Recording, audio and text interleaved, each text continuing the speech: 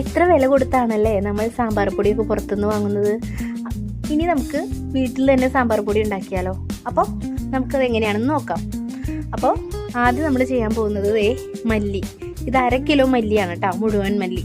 അത് നമ്മളൊരു ചട്ടി എടുത്തിട്ട് അതിലിട്ട് ചൂടാക്കുകയാണ്. അത് ചൂടാക്കിയിട്ട് നമ്മൾ ചൂടാറാനായിട്ട് അത് മാറ്റി വെച്ചിട്ടുണ്ട് കേട്ടോ. ഇനി അതേ സമയത്ത് തന്നെ നമുക്ക് ആദ്യം എടുത്തത് കടലപ്പരിപ്പാണ് കേട്ടോ. അത് 200 ഗ്രാം, തുവരപ്പരിപ്പ് 200 ഗ്രാം, പിന്നെ ഉഴുന്ന് അത് 5 ടേബിൾ സ്പൂണാണേ. പിന്നെ അരി അത് 1/4 കപ്പ്, അതായത് 4 ടേബിൾ സ്പൂൺ. അടുത്തത് ഉലുവയാണ് കേട്ടോ, അതും 4 ടേബിൾ സ്പൂൺ.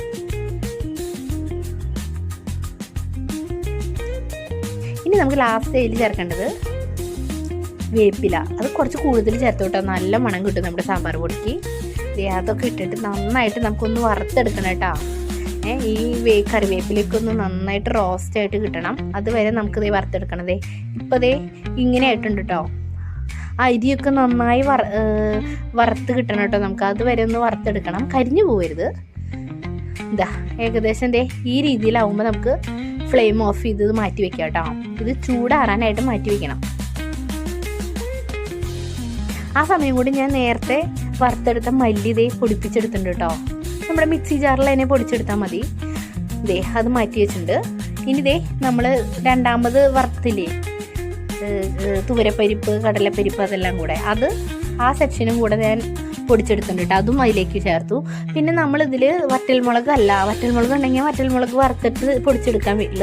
ഇത് ഞാൻ നേരത്തെ പൊടിച്ച് വെച്ചിരുന്ന മുളക് പൊടിയാണ് ഇതിൽ ചേർത്ത് കൊടുത്തിരിക്കുന്നത്. അത് 200 ഗ്രാം, അതും ചേർത്ത് കൊടുത്തിട്ടുണ്ട്. വേണമെങ്കിൽ 200 ഗ്രാം എന്നുള്ളത് 100 ഗ്രാം ആക്കിയിട്ട് പിന്നെ വേണമെങ്കിൽ കുറച്ച് കാശ്മീരി മുളക് പൊടിയും കൂടി വേണമെങ്കിൽ നിങ്ങൾക്ക് ചേർക്കാം കേട്ടോ. അപ്പോൾ നല്ലൊരു കളർ കിട്ടും സാമ്പാറിന്. അടുത്തത് 4 ടേബിൾ സ്പൂൺ മഞ്ഞൾപ്പൊടി കേട്ടോ, അതും നമ്മളതിൽ ചേർത്ത് കൊടുക്കണം കേട്ടോ. ലാസ്റ്റായിട്ട് ചേർത്ത് കൊടുക്കുന്നത് കായത്തിൻ്റെ പൊടിയാണേ. അത് ഞാനൊരു ടിന്നിലുണ്ടായിരുന്നു, ഫുൾ അതിൽ തട്ടിയിട്ടോ. നിങ്ങൾ കായത്തിൻ്റെ പൊടി ഇട്ട് കഴിഞ്ഞാൽ നല്ലൊരു മണം സാമ്പാറിന് കിട്ടും. ഇത് കൂടാതെ വേണമെങ്കിൽ നമുക്ക് സാമ്പാർ ഉണ്ടാക്കുമ്പോൾ അതിൽ എക്സ്ട്രാ വേണമെങ്കിൽ ചേർക്കാം കേട്ടോ. ഇനി നമ്മൾ ഈ പൊടികളെല്ലാം നന്നായിട്ടൊന്ന് മിക്സ് ചെയ്ത് കൊടുക്കണേ. ഇങ്ങനെ മിക്സ് ചെയ്ത് കൊടുത്താൽ മാത്രം പോരാ. ഇത് നമ്മൾ വീണ്ടും മിക്സിയുടെ ജാറിലേക്ക് കുറേശ്ശെ ഇട്ടിട്ട് നമുക്കൊന്ന് മിക്സിയിലൊന്ന് മിക്സ് ചെയ്തെടുക്കാം കേട്ടോ. അങ്ങനെ ഞാനതെല്ലാം മിക്സ് ചെയ്തെടുത്തിട്ടുണ്ട്. ഇത് ക്യാമറയിലായതുകൊണ്ടാണ് ഇങ്ങനത്തെ കളറ്. നേരിട്ട് നല്ല സാമ്പാർ പൊടിയുടെ കളർ തന്നെയാണ് കേട്ടോ. അപ്പോൾ എല്ലാവരും ഈ സാമ്പാർ പൊടി ഒന്ന് ഉണ്ടാക്കി നോക്കണം. ഇതുകൊണ്ട് സാമ്പാർ ഉണ്ടാക്കി നോക്കണം കേട്ടോ. സൂപ്പറാണ് കേട്ടോ.